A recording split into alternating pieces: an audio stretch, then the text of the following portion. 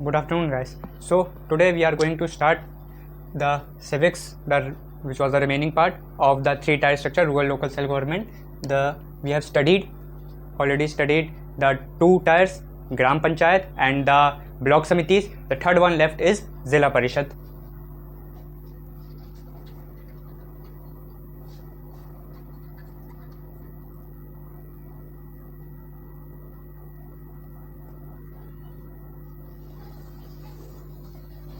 It is the last body of the three-tier structure. So today we are going to start with this only. So Zilla Parishad, as we know, is the highest body. It is the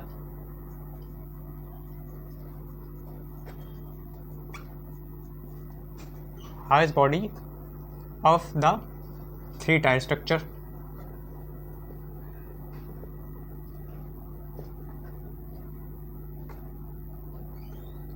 Why it is the highest body? As it consists of all the villages, panchayats as well as all the samitis.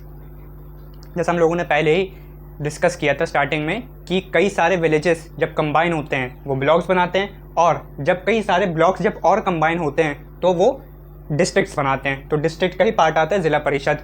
कहीं कहीं पे इसको और जगह से भी बुलाया जाता है, यूपी में इसको ज़िला परिषद ही कहते हैं. सो it act as an intermediate. It act as an intermediate body between state government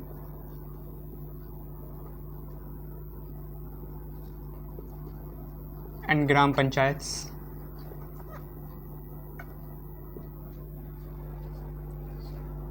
state government को ग्राम पंचायत से, यानी ब्लॉक समिति और जो ग्राम पंचायत हैं उनसे कनेक्ट करने का काम ज़िला परिषद का है.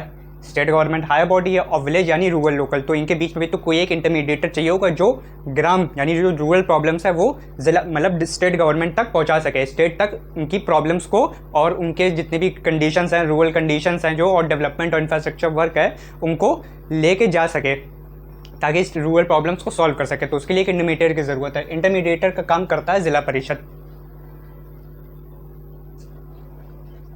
So let's discuss its composition.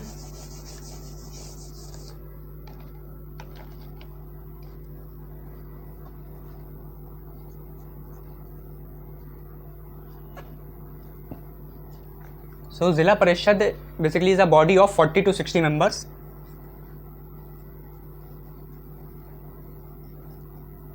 Of 40 to 60 members, mainly consisting of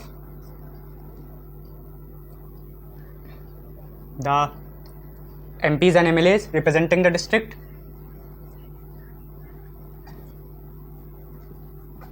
MPs and MLAs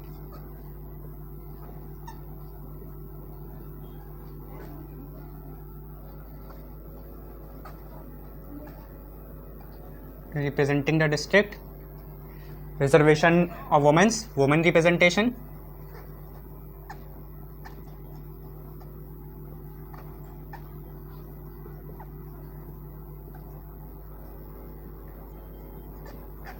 president of block samitis,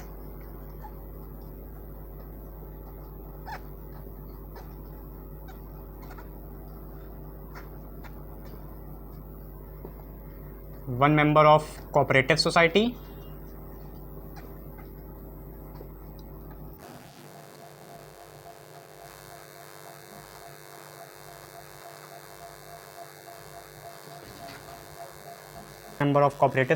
and next municipal corporator also, जो डिस्ट्रिक्ट म्यूनिसिपल कॉरपोरेटर होते हैं वो भी इसका पार्ट होते हैं.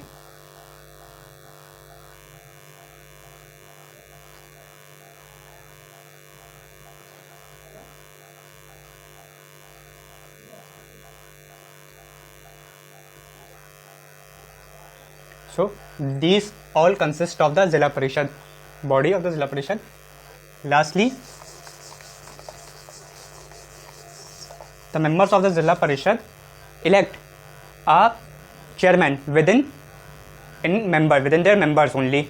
So we can say indirect election of chairperson take place within जिला परिषद. So composition में एक और नाम ऐड कर लीजिए, चेयरमैन. और ये चेयरमैन का इलेक्शन इनडायरेक्ट होता है, means he is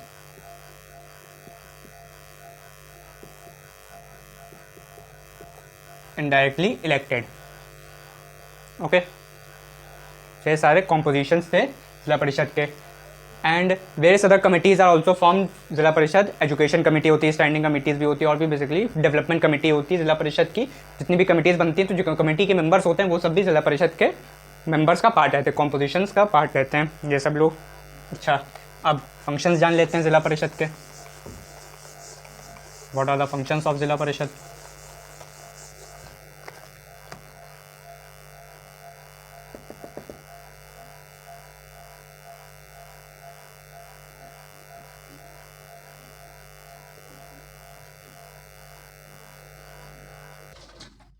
so now we look at the functions of zila parishad. सो जैसा कि हम लोगों ने पढ़ा कि जिला परिषद का काम क्या है, मेनली ग्राम पंचायत को स्टेट गवर्नमेंट से कनेक्ट करना. So it works as an intermediator. So the main function we can say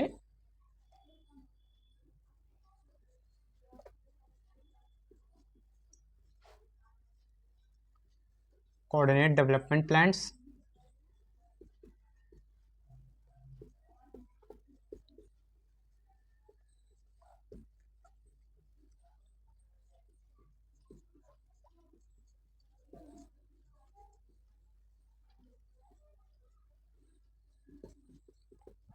coordinate development plans, prepare for panchayat samitis, issued guidelines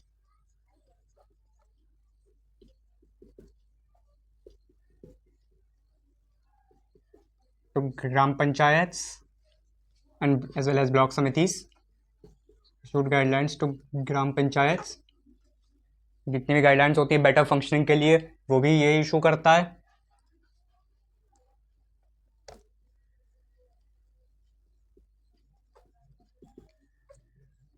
Advises the state governments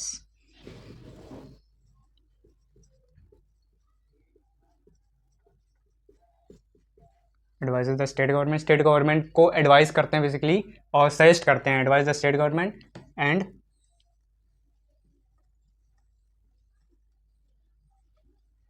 suggest measures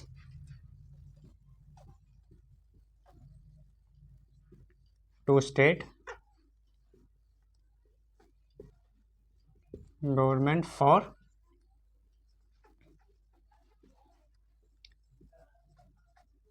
development of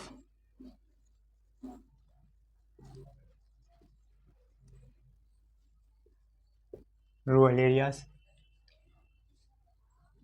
एक और function लिख लिए, pass the budget.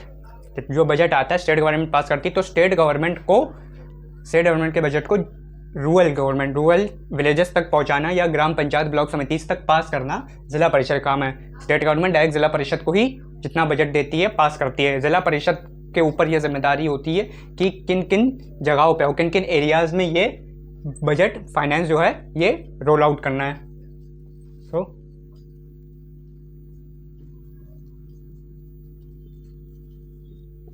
Roles out the budget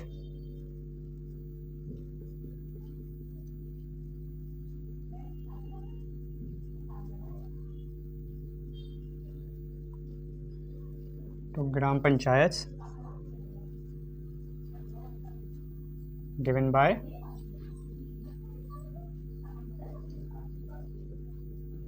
state government. I think this function is enough for class 6 level.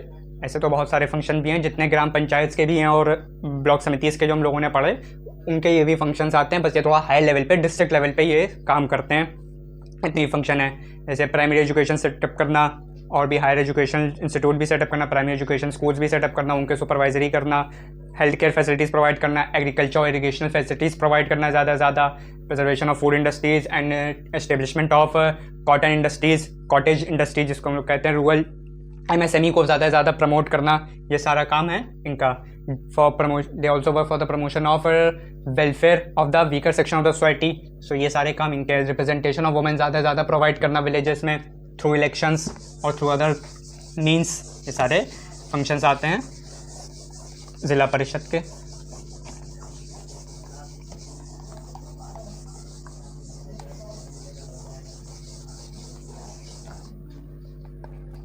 अच्छा, next important thing, source of income.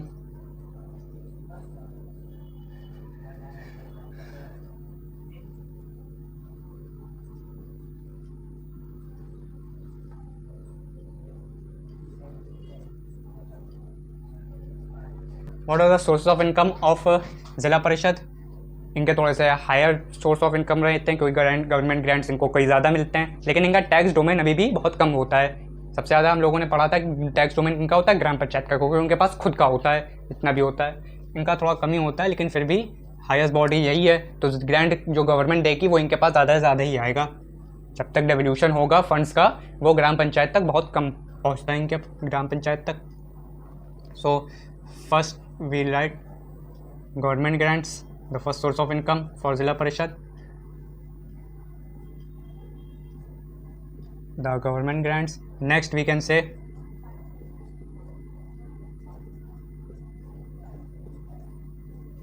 taxes on property and markets, fairs, ये सब। Next land taxes भी जो होते हैं, और जो हम लोग कहते हैं licence fee, one important thing is licence fee. उसके बाद शेयर ऑफ लैंड रेवेन्यू,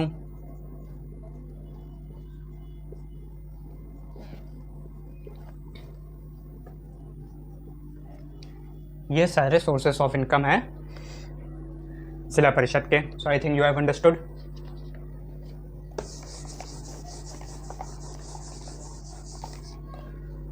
सो हम लोगों ने 3 बॉडीज़ के बारे में पढ़ा in rural local self government में। Number 1 is the gram panchayat, number 2 block samitis, and number 3 zila परिषद। तीनों के फंक्शंस के बारे में पढ़ा, तीनों के सोर्स ऑफ इनकम के बारे में पढ़ा, तीनों की कॉम्पोजिशन के बारे में पढ़ा। तो इससे हम लोग को ये पता चल गया कि विलेजेस में कैसे गवर्नमेंट पहुँचती है।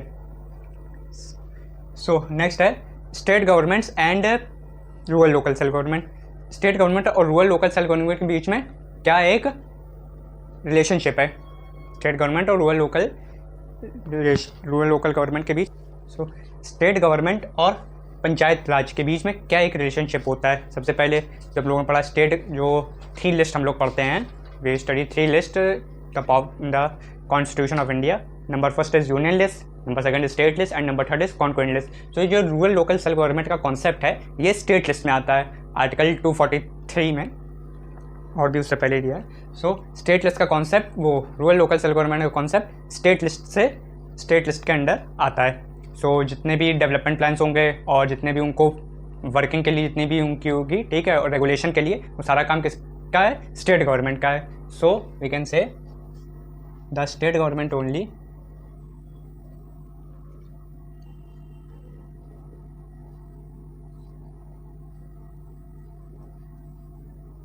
state government makes rules and regulation for working of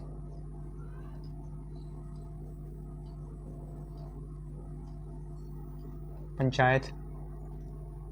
Number 2, state government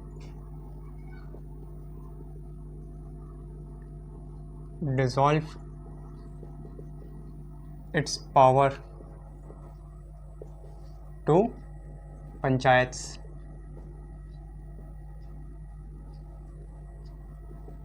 if they are not working properly.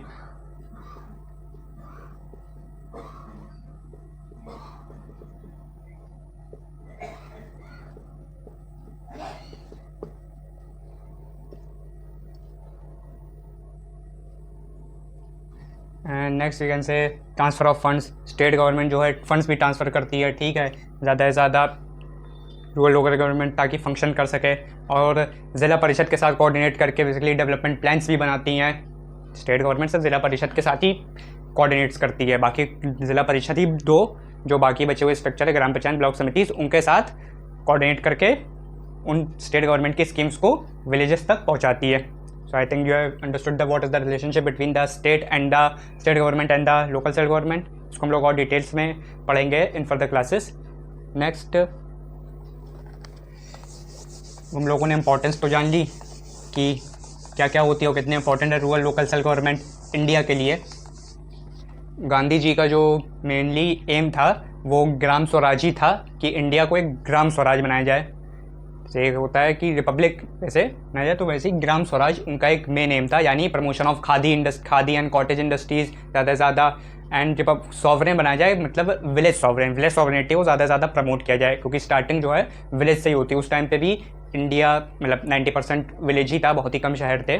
सो उनका मेन एम यही था, और ये हम लोगों को DPSPs में देखने को मिलती भी हैं।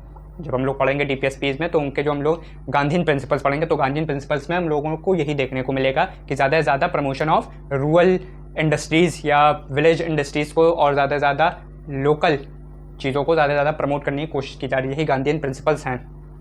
तो अब हम लोग ये जानते हैं कि डिफेक्ट्स क्या क्या हैं। हर चीज़ में डिफेक्ट्स होते हैं, तो इसमें रूरल लोकल सेल्फ इंडस्ट्रीज़ में क्या क्या डिफेक्ट्स हैं। Defects in rural local rural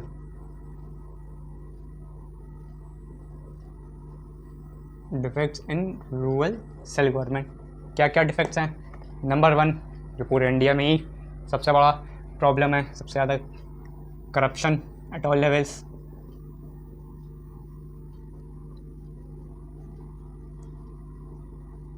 पूरे इंडिया की प्रॉब्लम है। Number 2 lack of funds from state government।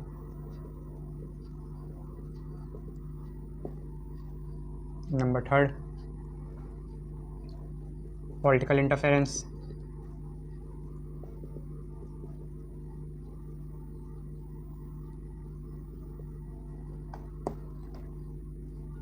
officials interference। Number 4